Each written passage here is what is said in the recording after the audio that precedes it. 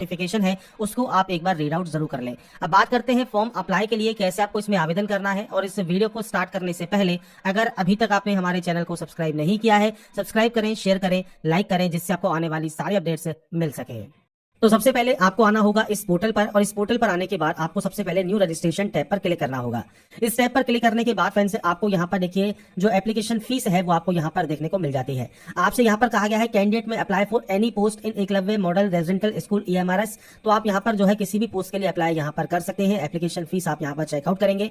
आपको सबसे पहले वन टाइम रजिस्ट्रेशन करना है, आपके डिजायर्ड पोस्ट के लिए आपको आवेदन करना है। और इसमें कहा गया है can apply for the post, आप जिन जिन पोस्ट के लिए अप्लाई करना चाहते हैं, एलिजिबिलिटी कंडीशंस रखते हैं, आप आवेदन कर पाएंगे। इसके बाद यहां से डिक्लेयर कीजिएगा और क्लिक हियर टू प्रोसीड पर क्लिक कीजिएगा। अब कुछ बेसिक जानकारी आपको एंटर करनी है 10 के पासिंग सर्टिफिकेट या मार्कशीट के अकॉर्डिंग। सबसे पहले कैंडिडेट का नाम है वो आप यहां पर एंटर करेंगे। कैंडिडेट का जो फादर नेम है और आपका जो मदर नेम है वो आपको देना होगा। आपका डेट ऑफ बर्थ क्या है, डेट, मंथ एंड ईयर, ये आप अपने अकॉर्डिंग यहां पर सेलेक्ट कर सकते हैं।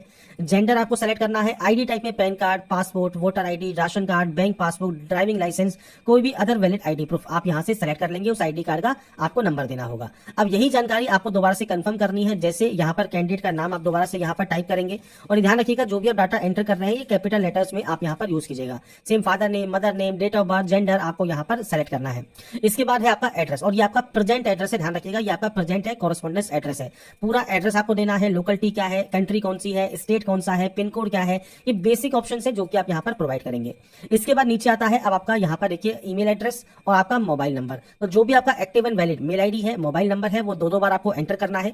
प्रेजेंट और नीचे आपका परमानेंट एड्रेस है। अगर ये अलग अलग है तो आप अलग अलग एंट्री कर सकते हैं। सेम है तो आप सेम पर क्लिक करेंगे तो ये ऑटोमेटिक कॉपी हो जाएगा। अब ये कॉपी इसलिए नहीं हो रहा है क्योंकि हमने सारी जानकारी फिल नहीं की है। अगर मैं सिर्फ सैंपल आपको दे देता हूं यहाँ पर, तो आप यहाँ पर देखेंगे कि आप यहाँ पर जब इसे जो है सेम एज करेंगे तो सेम एज यहाँ पर हो जाएगा। तो सारे ऑप्शंस को आपको यहाँ पर जो है फिल करना होगा। मैं सिर्फ आपको यहाँ पर देखिए डेमो शो कर रहा हूँ, तो आपको यहाँ पर आपके अकॉर्डिंग जो भी ऑप्शन है वो आपको फिल करना है। तो यहाँ पर सेम एज प्रेजेंट एड्रेस आपका आ गया।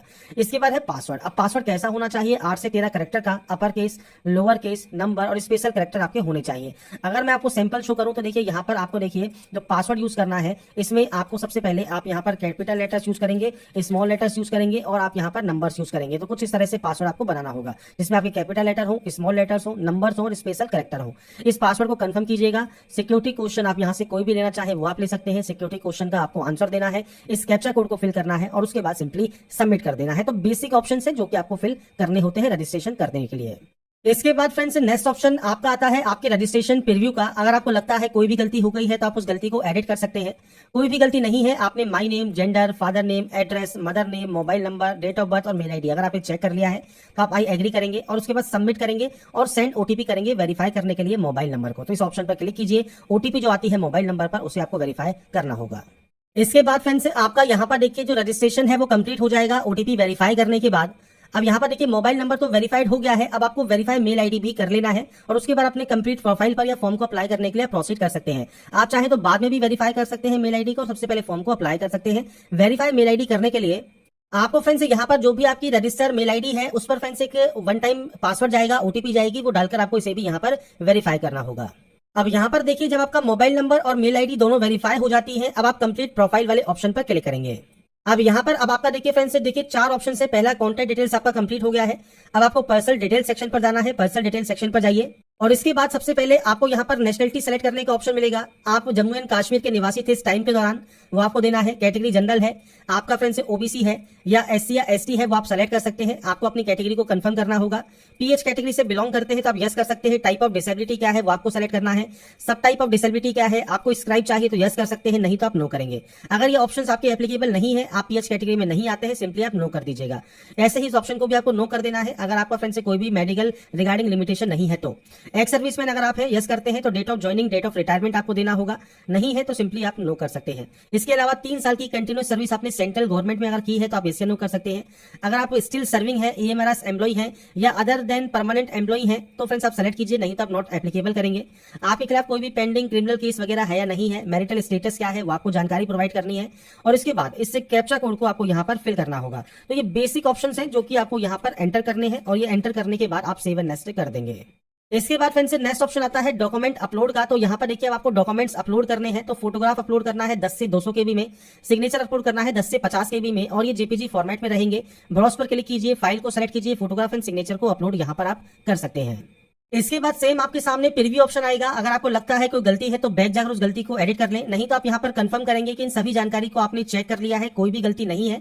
आप इसे एग्री करते हैं और फाइनल करते हैं जो आपकी प्रोफाइल है उसको, तो आप यहाँ से प्रोफाइल को सबमिशन कर देंगे। अब यहाँ पर देखिए आपका जो प्रोसेस है प्रोफाइल सबमिशन का वो आपका यहाँ पर हो गया है, कंप्लीट हो गया है। अब अगर आप एडिट करना चाहे प्रोफाइल को तो एडिट कर सकते हैं, और अप्लाई करना चाहते हैं पोस्ट के लिए तब आपको अप्लाई नाउ पर क्लिक करना है। अब यहाँ पर फ्रेंड्स जैसे ही आप इस ऑप्शन पर आते हैं, यहाँ पर फ्रेंड्स देखिए आपके सामने ऑप्शन आता है, जैसे प्रिंसिपल पोस्ट के लिए आप अप्लाई करना चाहते हैं, पीजीटी के लिए, टीजीटी के लिए या नॉन टीचिंग पोस्ट के लिए। तो यहाँ पर फ्रेंड्स देखिए आपसे कहता है candidate are permitted to apply for non teaching post only once. ऐसे ही यहाँ पर ओनली वन पीजीटी पोस्ट के लिए अप्लाई कर सकते हैं, ओनली वन टीजीटी पोस्ट के लिए अप्लाई यहाँ पर कर सकते हैं। तो यहाँ पर फ्रेंड्स आप जिस भी पोस्ट के लिए अप्लाई करना चाहे अप्लाई वाले ऑप्शन पर आप क्लिक करेंगे। तो यहाँ पर फ्रेंड्स देखिए अब जब आप क्लिक कर देते हैं अप्लाई वाले ऑप्शन पर, अब आपको कंप्लीट करना है एप्लीकेशन फॉर्म, तो आप इस ऑप्शन पर क्लिक करेंगे। अब यहाँ पर जैसे ही आप क्लिक करते हैं नेक्स्ट ऑप्शन आता है पोस्ट अप्लाइड फॉर का, मतलब आप इनमें से किस पोस्ट के लिए अप्लाई करना चाहते हैं। अब देखिए अकाउंटेंट है, हॉस्टल वार्डन है, जीएसए है, लैब अटेंडेंट है, फीमेल स्टाफ नर्स है। तो आप यहाँ पर देखिए जो भी वैकेंसीज की डिटेल आपको दी गई है, नोटिफिकेशन में फ्रेंड्स आपको फीस वगैरह देखने को मिल जाएगा। साथ में फ्रेंड्स यहाँ पर आपको इस वैकेंसी में नोटिफिकेशन में आपको इसकी एलिजिबिलिटी कंडीशन जो भी आपको चाहिए इस पोस्ट के लिए वो आपको देखने को मिल जाती है। सबसे पहले वैकेंसीज डिटेल आप चेक कर सकते हैं कैटेगरी वाइज, और फ्रेंड्स पोस्ट वाइज आपको सारी जानकारी देखिए यहाँ पर देखने को मिल जाएंगी। तो अप्लाई करने से पहले एक बार ये चेक जरूर कर लें किस पोस्ट में कितनी वैकेंसीज है, वो जानकारी आप यहाँ पर चेकआउट कर सकते हैं। Male and female hostel warden में दोनों ही तरह की वैकेंसी है, जीएससी की वैकेंसी है, और इसके अलावा किस पोस्ट में पीएच कैटेगरी एलिजिबल रहेगी वो सब जानकारी आप यहाँ पर चेकआउट कर पाएंगे। इसके अलावा एलिजिबिलिटी कंडीशंस आपको दी गई है, कट ऑफ डेट जो है वो एलिजिबिलिटी कंडीशंस की वो 23/10/2025 ही रहेगी। तो ये चीज ध्यान रखिएगा 23/10/2025 तक आपका जो रिजल्ट वगैरह है, एज लिमिट है, ये आपकी कंप्लीट हो जानी चाहिए। साथ में फ्रेंड्स आपका पे स्केल आपको दिया गया है, सिलेक्शन प्रोसेस आपको दिया गया है, और इसके अलावा फ्रेंड्स चैप्टर 4 पेज नंबर 23 पर आपको देखिए एसेंशियल क्वालिफिकेशंस देखने को मिल जाएंगी। आप यहां पर एज लिमिट और एसेंशियल क्वालिफिकेशंस को चेक कर सकते हैं। आप जिस भी पोस्ट के लिए अप्लाई कर रहे हैं, जिसकी भी एलिजिबिलिटी कंडीशंस आप देखना चाहते हैं वो आप यहां पर चेकआउट कर सकते हैं।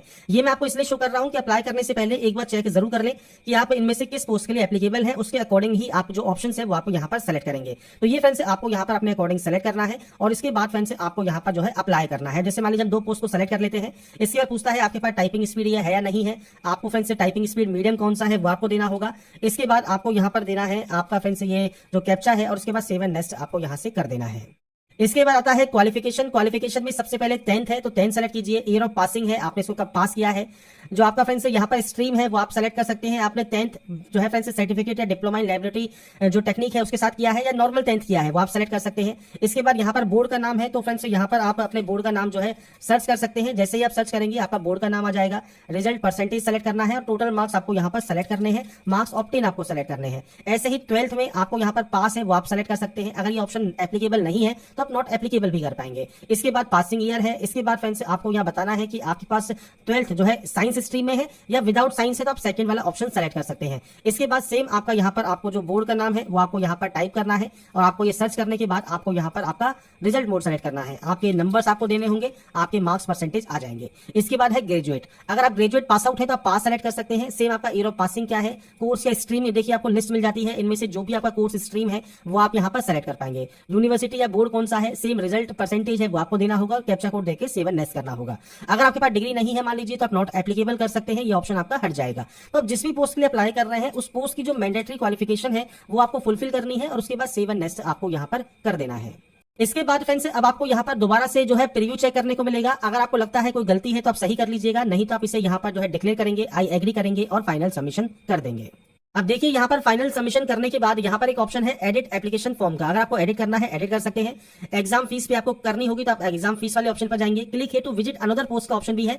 अगर आप किसी अदर पोस्ट के लिए भी अप्लाई करना चाहते हैं पेमेंट करने से पहले तो आप वो भी यहाँ पर कर सकते हैं, और पेमेंट करने के बाद भी करना चाहेंगे तो भी कर पाएंगे। तो आपको अलग से एक लिंक यहाँ पर मिल जाता है। सबसे पहले पे एग्जाम फी वाले ऑप्शन पर जाइए। इसमें फ्रेंड्स आपको ऑनलाइन पेमेंट का ऑप्शन मिलेगा, प्रोसीड टू पेमेंट कीजिए, ओके कीजिए। इसके बाद आपको यहाँ पर एनी डेबिट या क्रेडिट कार्ड का ऑप्शन मिलेगा, प्रोसीड फॉर पेमेंट का ऑप्शन मिलेगा, आप इस पर क्लिक करेंगे। आपको थोड़ा सा वेट करना है। बिल डेस्क ओपन होने के बाद credit card, net banking, UPI, Bhim, आपका क्यूआर कोड, आप क्यूआर कोड सेलेक्ट कर लीजिए, मेक पेमेंट पर क्लिक कीजिए, और उसके बाद इस क्यूआर कोड को स्कैन करके आपका जो पेमेंट है वो आप कंप्लीट यहाँ पर कर सकते हैं, और उसके बाद आपका फॉर्म का प्रिंट आउट आप सेव करके अपने पास रख पाएंगे। तो यहाँ पर फ्रेंड्स मैंने आपको सारी जानकारी प्रोवाइड कर दी है कैसे आप EMRS ऑनलाइन फॉर्म फिलअप 2025 कर सकते हैं, इसके स्टेप बाय स्टेप प्रोसेस के बारे में। अगर आपको हमारा ये वीडियो या अपडेट पसंद आया है तो